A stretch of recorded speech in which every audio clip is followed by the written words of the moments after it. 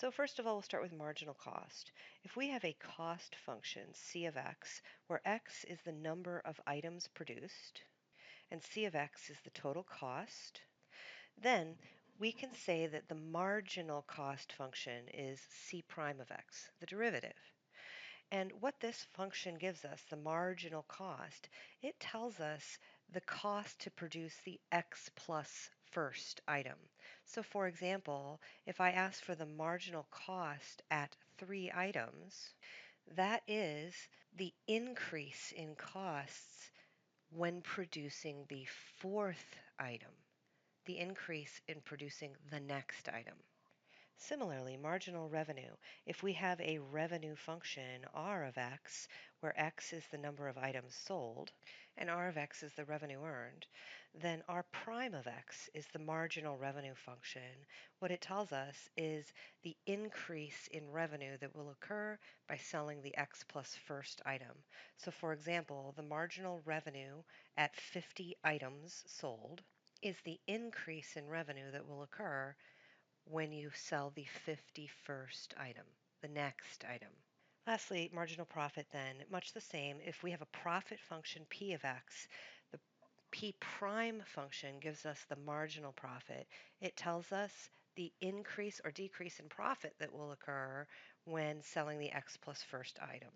If you're told a revenue function is increasing, then you know that its derivative must be positive. So now we can just say that in terms of marginals. If you know the revenue is increasing, you can now say that you know the marginal revenue is positive. The derivative of revenue is positive. The marginal revenue is positive.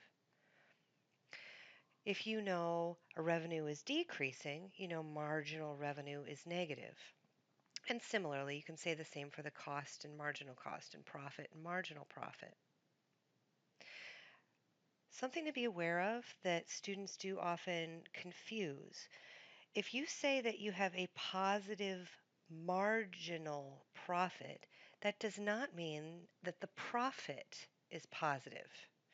Positive marginal profit, when you see that, what you're really just saying is that the derivative of profit is positive.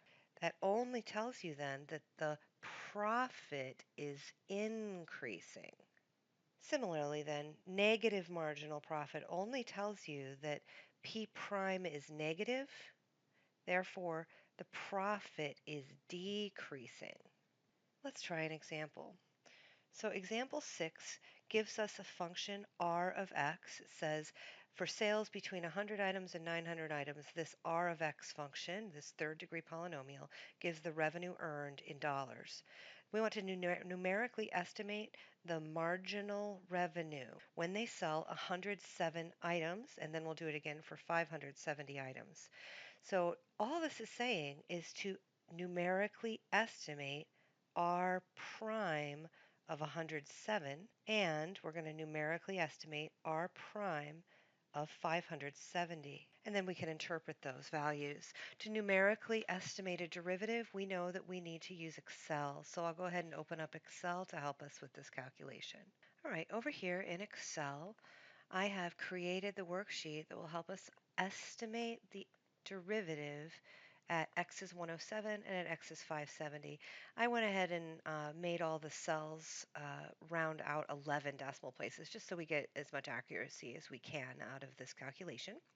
So I have x is 107, and then I have next to that the r of x function. So there's our third degree polynomial that was given to us.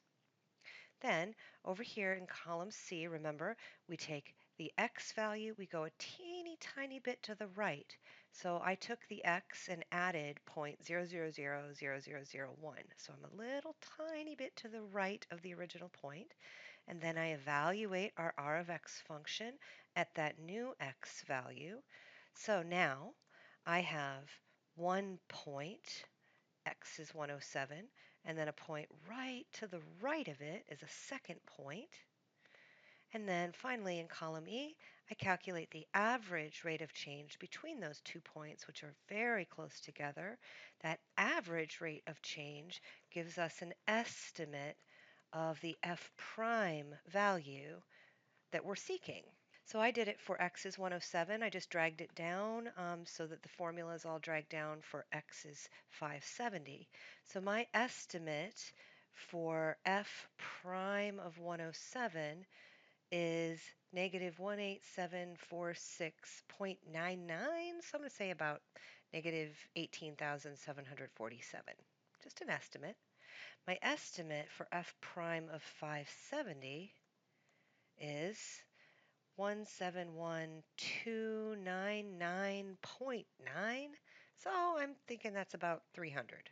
171,300. Again, it's just an estimate. So now I can go back to my paper and write down those estimates, and we can work on understanding what those mean in context. We know that at 107 items, the marginal revenue is negative 18,747. So what does that mean? It's when they sell the 108th item, revenue will decrease $18,747. Marginal revenue at 107 items is negative $18,747 per item.